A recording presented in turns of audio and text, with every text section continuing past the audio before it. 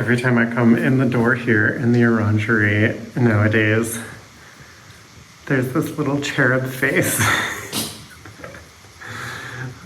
keeping guard. But you never make a peep whenever I come in. You just sit there looking at me.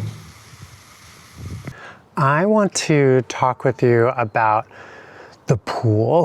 There are going to be a bunch of episodes coming up following the progress of the pool. And basically, I had been imagining building a new pool here from the moment that I first arrived. We made the decision to start renting out the convent as a kind of luxury vacation rental villa. For better or for worse, I have to run this place as a business. I can't afford to keep it if it can't pay its own bills. The maintenance of it is incredibly expensive. And it's not just the maintenance. There are so many exciting restoration projects that I think this convent really wants to see, and I definitely really want to see.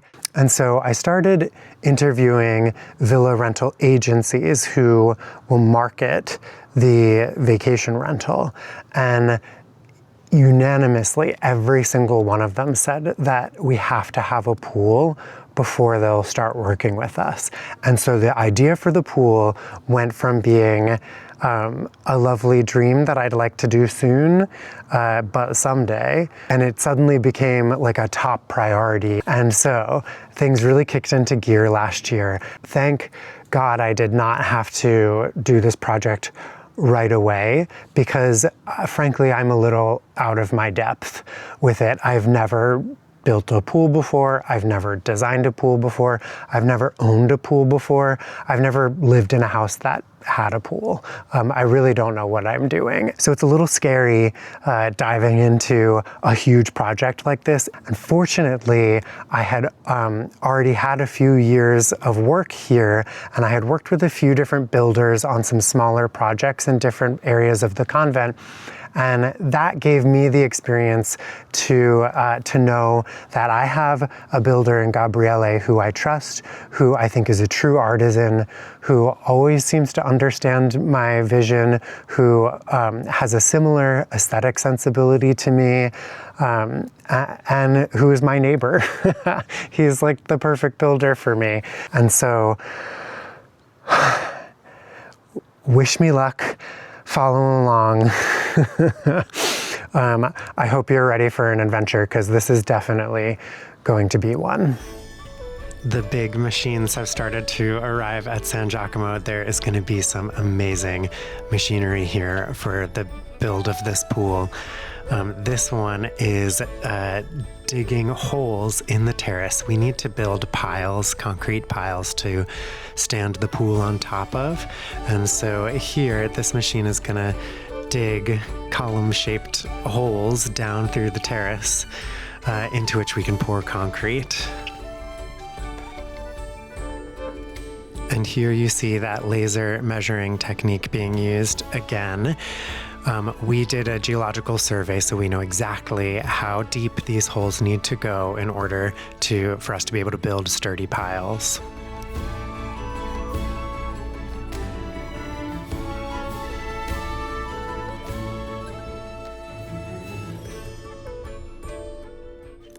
After they dig the holes, each hole is going to get one of these cylindrical cages inserted into it, and the concrete will be poured into the hole and surround these cages so they'll serve to reinforce the concrete. So we will have reinforced concrete piles for our pool.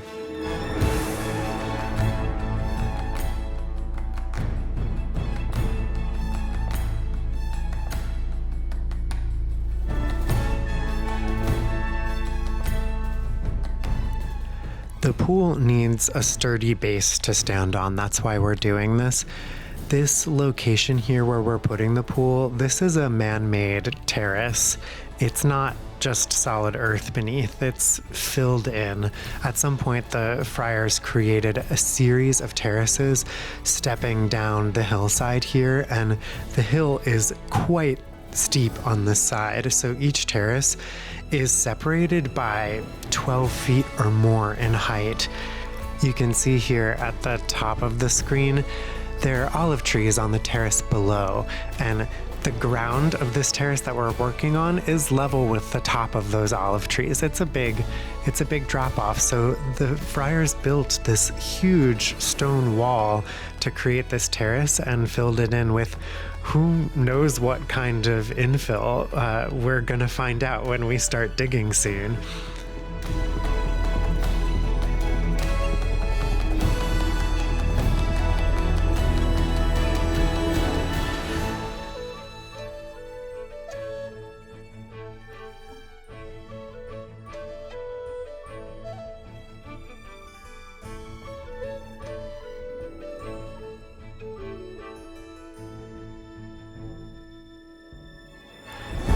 So I'm checking on the pool site, and yesterday they dug the holes for all 10 of the piles, and the steel cages are inserted into them, and they are ready to receive the concrete. And so at some point, the concrete trucks are going to come, and it's going to be really cool to see how they do this, how they get huge concrete trucks onto this thin hillside terrace construction site to pour concrete into this deep, dark hole in the ground.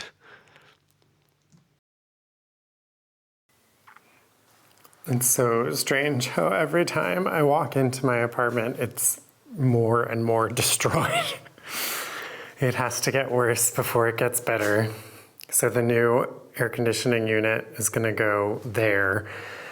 And we have to chisel out a channel for the pipes to go in the stone wall here. And so that's what's happening right now. We've taken off the plaster. I mean, honestly, most of the plaster had already crumbled off anyway. And basically, I wonder if you can really see this, but they're creating a kind of track along the bottom of the wall where the pipes can be kind of tucked into the stone, and then we'll put plaster back over the top of it. So it'll just be a flat plaster wall. But goodness. And then over here, the track goes up the wall,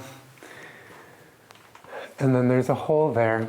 It's kind of funny, yeah, you can see the light, you can see the ceiling and the beams on the other side. That is a kind of loft storage space in this room here, which is going to become a kind of office / dressing room. There's this space up above, and some of the air conditioning equipment will go there. Some will go in that space above the bathroom. And then I think we might actually wind up closing this space in with plasterboard.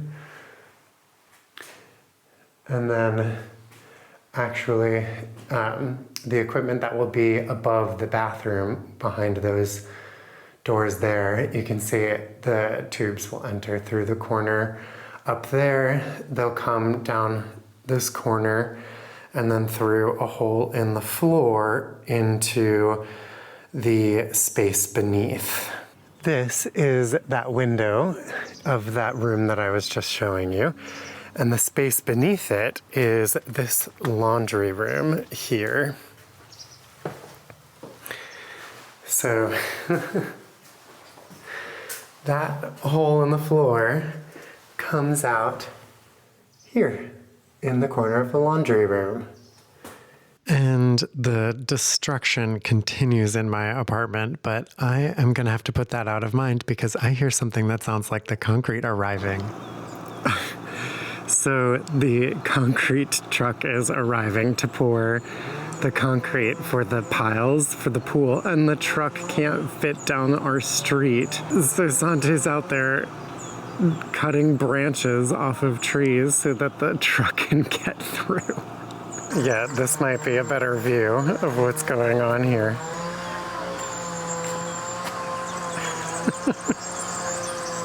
He's made it through.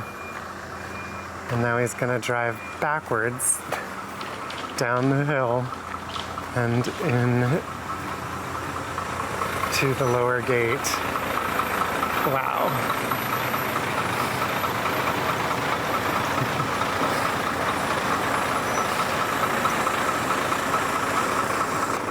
This requires some seriously impressive maneuvering. You can see how close he is to the little stone wall on one side, and on the other side, how close he is to driving off the road. It's very impressive.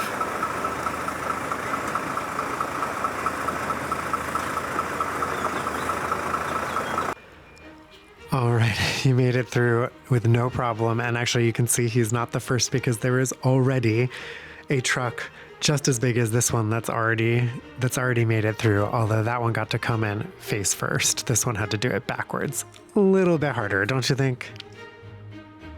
And down here in that truck, you can see all the branches that they had to trim from the trees along the road in order for these trucks to get in.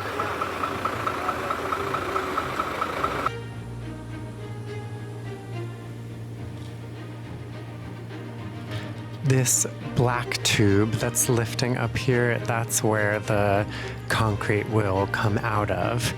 And this truck has this incredible arm that can reach way out across the terrace to where the holes are for the piles. Oh my God. I love watching this truck. The wonderment I feel reminds me of my Transformers when I was a little boy. I could watch this truck all day long. It is mystifying. It's like a giraffe, but 10 times the size and with an elephant trunk.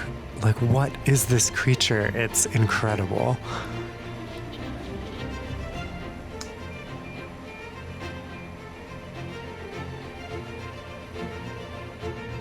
This other truck is backing in here. They're gonna park the two trucks rear end to rear end like this, and that way they can pass the concrete from one truck to the other. The truck on the left has the rotating barrel, and they'll pour the concrete from there into the truck on the right, which has the incredible arm. And it will pump the concrete through this orange tube that runs all the way along the length of this mechanical arm. And they can just position it above the holes. Gosh, look how high up it is. The scale of this is really hard to fathom. I mean, this machine is enormous.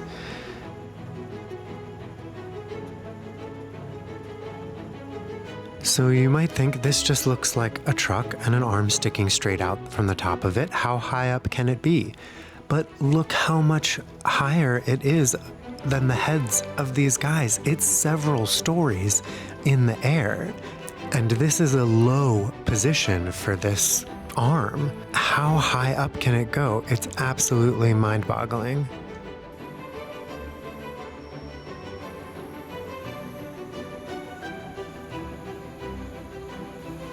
I like the job of the guy in the blue jumpsuit. He's got a remote control that he uses to position the arm of this thing.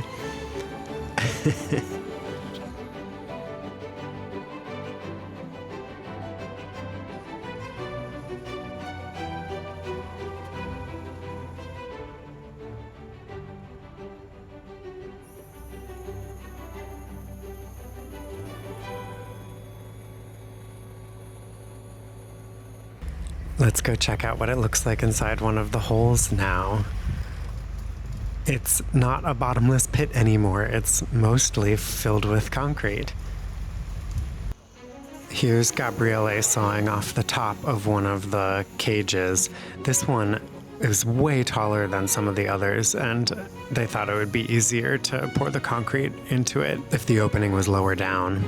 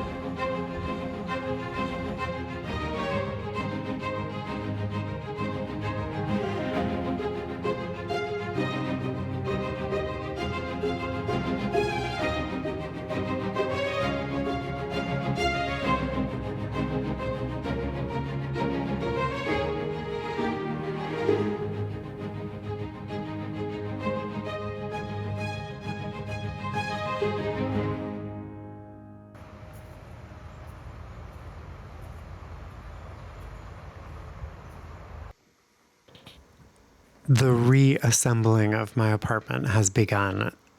This makes me feel really good. We are kind of past the demolition phase, and actually there is now a base layer of lime coating the stones here along the base of the wall. It is incredible how much of this wall needs to be redone. And we're redoing the entirety of this bookshelf because, well, this is in my bedroom, and I'll show you what it looked like before. There was mold growing on the wall right next to my bed. So I'm really glad that that's been taken care of. I think it already looks beautiful. This is nowhere near what it will look like when it's complete, but I'm so happy to see this beautiful lime render being put over top of the stone to prepare it for the plaster. Actually, here are the bags so I can show you what products we're using. The company is called Crumbling, and the bag on the bottom here is the render that you see on the stone already. Rinzafo is the Italian word for render, and calce is the Italian word for lime. And this is the plaster that will go on the wall on top of the render that's there now. It says it's an organic plaster that is dehumidifying and prevents condensation and physically impedes the proliferation of mold. So I'm very happy about that.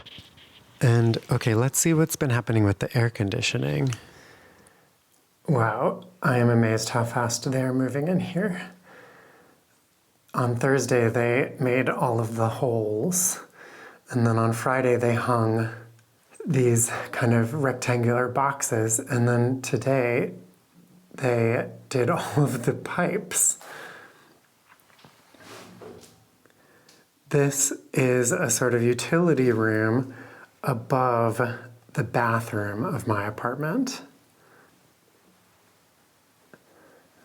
And then this is a kind of storage space that we might close in. And then it runs out the other side through that wall there into the living room of my apartment. This is, down below, this is the room that will be the office/closet.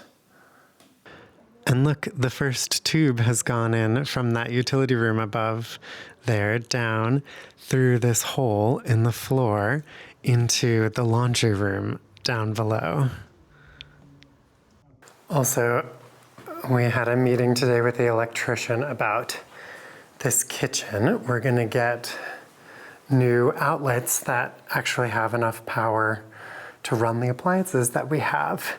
So that'll be really nice. We'll be able to actually run 2 appliances at the same time. I don't know how it's even possible, but I have just stumbled upon a bar, bakery, cafe in Todi that I have never seen or been to before. And they have an incredible selection of house-made chocolates. So I'm going to enjoy a little moment of rest here. See you next time.